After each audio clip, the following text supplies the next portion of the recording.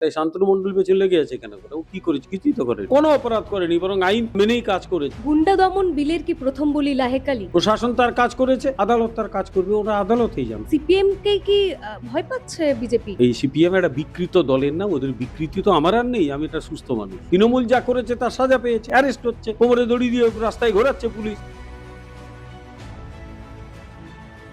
বারুইপুরের ঘটনায় অশান্তিতে উস্কানি দেওয়ার অভিযোগে গ্রেপ্তার সিপিএম নেতা লায়েক আলী। আমাদের সঙ্গে রয়েছেন বিশিষ্ট বিজেপি মুখপাত্র বিমল শঙ্কর নন্দ, তার সঙ্গে কথা বলবো। এই যে সিপিএম নেতা গ্রেপ্তার হলেন, সিপিএম এর তরফে যেটা বক্তব্য যে লায়েক আলী তো পুলিশের সঙ্গে আসলে যে জনরোষ সেটা থামানোর চেষ্টা করছিলেন, মানুষকে বোঝাচ্ছিলেন যে তারা যাতে অশান্তি না করে। তারপরেও তাকে আসলে এই যে গ্রেপ্তার, এটা রাজনৈতিক প্রতিহিংসার কারণে। তা উনি যদি থামানোর চেষ্টা করেছিলেন, তাহলে আমি দলের তো প্রচুর বড় বড় উকিল রয়েছেন, বাঘা বাঘা উকিল, তো কোর্টে চলে যাবেন, কোর্টে বিচারপতিকে বোঝাবেন। বিচারপতি যদি কনভিন্সড হন তাহলে তিনি মুক্তি দিয়ে দেবেন, অসুবিধা কিচ্ছু নাই। সুতরাং তিনি কোর্টে যান, কোর্টেই বিষয়টি ঠিকমতো তারা প্রেজেন্ট করুন। লায়েক আলী, লাহেক আলী, লায়েক নয় লাহেক বোধ হয়, তিনি মুক্তি পেয়ে যাবেন। সেদিন উনি কি বলেছিলেন না বলেছেন সে তো সকলেই জানে। হঠাৎ করে সিপিএম এর দরদ জেগে ওঠে বিশেষ বিশেষ সময়, খুব সিলেক্টিভ ওয়েতে। ২০২১ সালের ২রা মের পর তৃণমূলের হাতে বিজেপি কর্মীগুলো মার খাচ্ছিল যখন, তখন একটাও কথা ছিল না, মুখগুলো বন্ধ করেছিল। বেছে বেছে ওদের বিবেক জাগে, বেছে বেছে বিবেক ঘুমিয়ে পড়ে। সুতরাং ওই কি আর বলবো, যান। প্রশাসন তার কাজ করেছে, আদালত তার কাজ করবে, ওরা আদালতেই যান, কোনো অসুবিধা নেই। বিমলবাবু, আরেকটা প্রশ্ন উঠছে যে এই যে রাজনৈতিক প্রতিহিংসার কথা বলা হচ্ছে যে তৃণমূলের বিরুদ্ধে পদক্ষেপ নয়, বরং সিপিএম এর বিরুদ্ধে পদক্ষেপ। আসলে সিপিএম কে কি ভয় পাচ্ছে বিজেপি? সিপিএম কে আবার আছে নাকি ভয় পেতে গেলে? তাহলে ভূতকে ভয় পেতে হয়। সিপিএম এখন ভূতের পরিণত হয়েছে, কেউ কোথাও নেই, একটা টিম টিম করে জ্বলছে, তো ভূতের ব্যাপার স্যাপার। আমরা ভূতকে ভয় টয় পাই না। মেইন যেটা কথা সেটা হচ্ছে যে তৃণমূল তো দেশ ছেড়ে পালিয়ে গেছে, কোমরে দড়ি দিয়ে যে ঘুরছে, পাবলিক ডিম মারছে, এগুলো কি খুব ভালো জিনিস? আমরা তো ডিম মারার বিরুদ্ধে, কিন্তু সামলাতে পারছি না। ফলে তৃণমূল যা করেছে তার সাজা পেয়েছে, এখনো পাচ্ছে, অ্যারেস্ট হচ্ছে, কোমরে দড়ি দিয়ে রাস্তায় ঘোরাচ্ছে পুলিশ। সুতরাং তার শাস্তি তৃণমূল পাচ্ছে। আর সিপিএম ওই যে বলে না, ছোটবেলায় আমরা বড়দের সঙ্গে খেলতে যেতাম, ডিউস বলে খেলবো, বড়রা খেলতে নিত না, বলে এই যা, তোর বাবা মা বকবে যদি তোর বল লেগে যায়। আমরা বলতাম না, খেলবো খেলবো। এখনো সিপিএম এর সেই অবস্থা হয়েছে, তারা খেলতে চাইছে, আমরা তাড়া করছি, যা খেলতে হবে না, এত ছোট, একটু বড় সড়ো হোক, তারপর না হয় খেলা যাবে। বিকাশ রঞ্জন ভট্টাচার্য বলছেন যে এই বারুইপুরের ঘটনায় প্রথম থেকেই মুখ্যমন্ত্রী দিক নির্দেশ করছিলেন এবং এই লাহেক আলীর গ্রেপ্তারও কিন্তু মুখ্যমন্ত্রীর নির্দেশেই।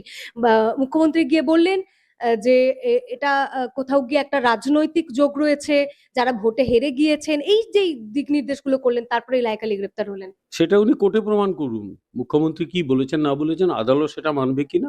সুতরাং সেটা তাকে কোর্টে প্রমাণ করতে হবে।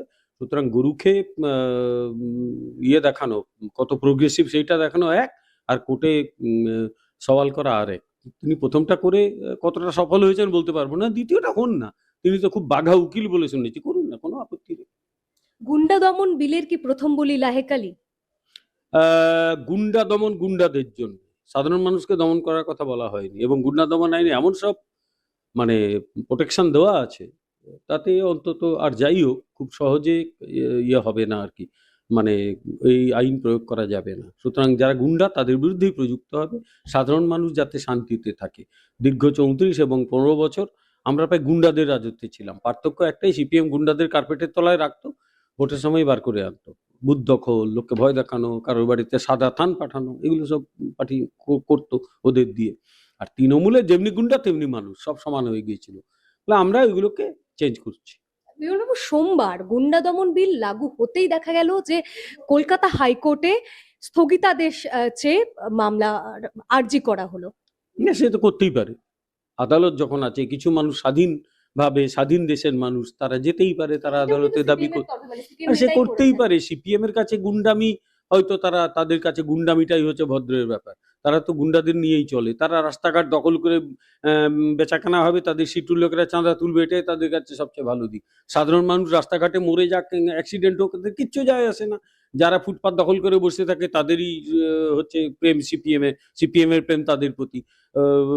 ভিড় ঠাসা ট্রেন, প্ল্যাটফর্মে নামলে মানুষ পড়ে মরে যাক, প্ল্যাটফর্মে হকার থাকবে, তোলা যাবে না। সুতরাং এইসব বিকৃত রুচির লোকগুলোর সঙ্গে সম্পর্কে যত কম কথা বলা যায় তত ভালো। এই সিপিএম একটা বিকৃত দলের নাম, ওদের বিকৃতি তো আমার আর নেই, আমি একটা সুস্থ মানুষ। বাবু, সিপিএম নিয়ে এত কথা হচ্ছে, তার সঙ্গে তৃণমূলের প্রসঙ্গও তো এসে যাচ্ছে বারবার। বিজেপিকে এক প্রকার প্রশ্নের মুখে দাঁড়াতে হচ্ছে যে তৃণমূলীকরণ করা হবে না, রাজ্য সভাপতি বলেছিলেন, কিন্তু তারপরে দেখা গেল তৃণমূলের 3 সাংসদ, মানে তারা এখন অবশ্য প্রাক্তন, এবং বিজেপিতে এসেও তারা রাজ্যসভা সাংসদের জন্য পদপ্রার্থী হলেন। না, ওই ৩টে আসন ওনাদেরই ছিল, তারা পদত্যাগ করেছিলেন বলে আসনগুলো ফাঁকা হয়েছিল, কোনো ওপেন আসনে তাদের দেওয়া হয়নি, নাম্বার 1। নাম্বার 2, তৃণমূলীকরণ যারা বলছেন তারা আগে নিজে বলুন যে নিজের দলগুলো কেমন ছিল, নিজের দলগুলো কেমন ছিল, কাদের কাদের তারা সব ফোরফ্রন্টে নিয়ে এসেছিলেন। সুতরাং বিজেপির তৃণমূলীকরণ একেবারেই হবে না। সুতরাং বিজেপি একটা সংগঠিত দল, সংগঠিত উপায়েই চলবে, এবং কেন্দ্রের সিদ্ধান্ত আমরা মেনে নেব। তাহলে এই লাহিক আলীর তো জামিন মঞ্জুর হলো না, কি মনে করছেন যে এটা কি লম্বা যাবে? সেটা আমি বলতে পারবো না, ওটা আইনের প্রক্রিয়া সম্পর্কে আমার তো খুব একটা অভিজ্ঞতা নেই, আমার কোনো জ্ঞানও নেই।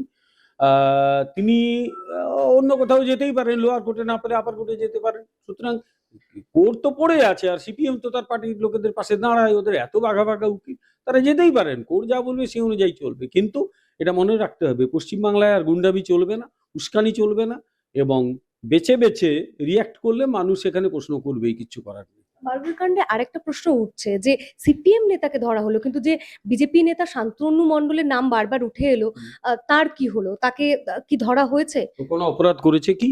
কোনো অপরাধ করেনি ও। ওটা সিপিএম তুলেছিল ওর নাম, কিন্তু ও কোনো অপরাধ করেনি, বরং আইন মেনেই কাজ করেছে, একজন আইন মানা নাগরিক হিসেবে তার ভূমিকা পালন করেছে। তাই শান্তনু মণ্ডল পেছনে লেগে আছে কেন করে? ও কি করেছে? কিছুই তো করেনি।